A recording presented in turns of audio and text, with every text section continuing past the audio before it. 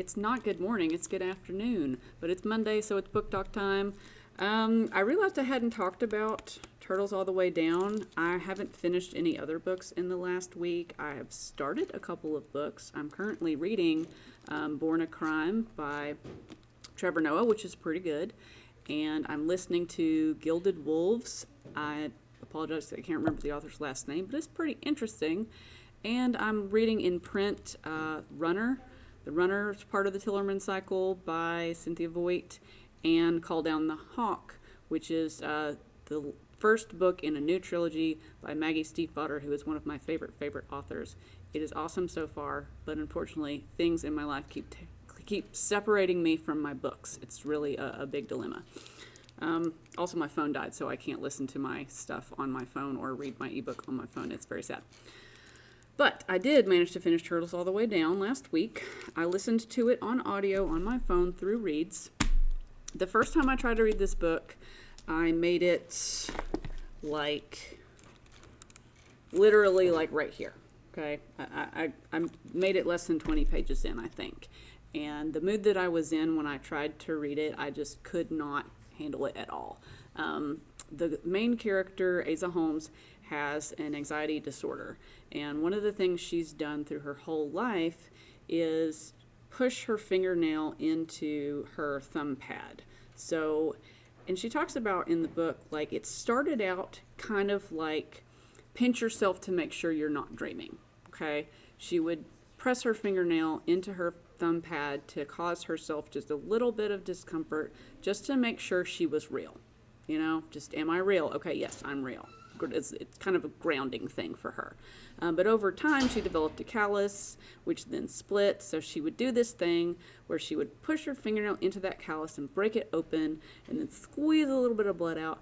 And this whole big thing, went on with hand sanitizer and the changing of a Band-Aid. And did I change this Band-Aid? I think I did, but I'm not sure. Maybe I did. I should better do it again.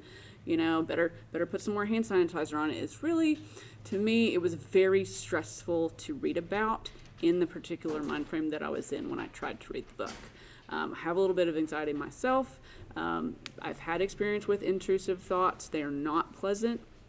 And reading about them, reading about another person experiencing it kind of makes you think about your experiences with it. For some people, they find that comforting. It makes them feel less alone. I know other people have anxiety. I don't have to read somebody's intricate descriptions of it to know that other people also have anxiety. I hear people talk about it all the time. But if this book helps you, then that's great for you. But like I said, I could not read it in print. I had to put it down.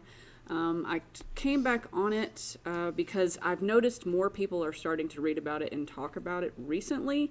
It was published in 2017, but 2 years later I'm having people check it out from our library. We have 3 copies of it if you're interested. It's not just about anxiety.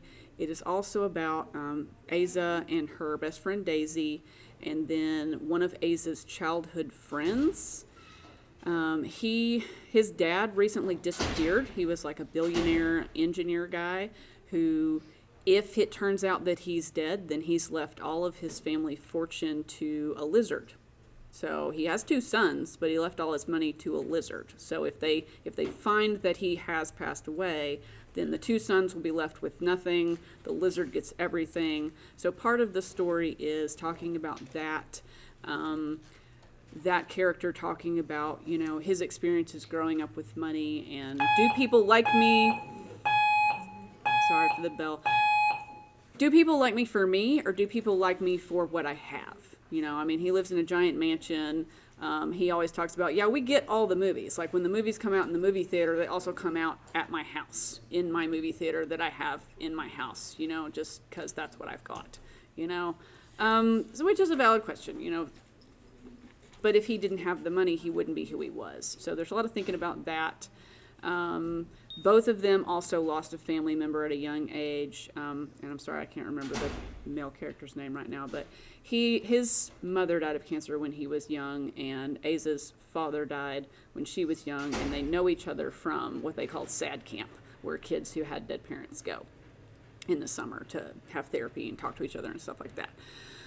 So there's a lot of stuff going on in the book, okay? For me, listening to the audio was a better experience because I was able to kind of put some distance between me and all of the anxiety-producing things. I was able to do a puzzle or play a game or drive my car or do something. When I'm in a book, then I'm in the story. It is taking me away from all of the other things. And I didn't really want to be taken into this story. I wanted to just kind of experience it over here so that I could talk about it and see what it was all about and see if I wanted to recommend it to you guys or not. But I didn't want to be in it because it was painful to be in it. And I know I'm making it sound great, just read this book. It'll make you very stressed out. Maybe it won't. Maybe you'll be like, oh yeah, I totally do all that stuff too. And now I feel great because now I know other people do it too. There is also some talk about looking for help if you have issues, if you feel like things get to the point where they are entirely too much, or if your coping skills are hurting you more than they are helping you. That is an issue in this book. The things she does to feel better are hurting her. Okay, so if you're in that situation, if you are overwhelmed, or if you are doing things to make yourself feel better that are actually causing you more problems or physically damaging you, then you need to talk to someone. Talk to your counselor here at school.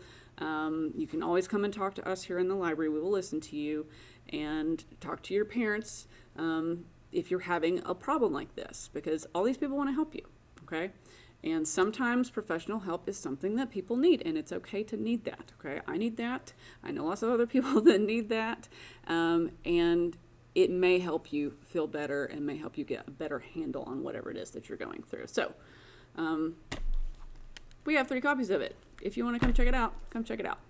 And short week, so we're not going to have a tip this weekend. It'll be Thanksgiving instead. So we'll see you guys next Monday with some more book talks.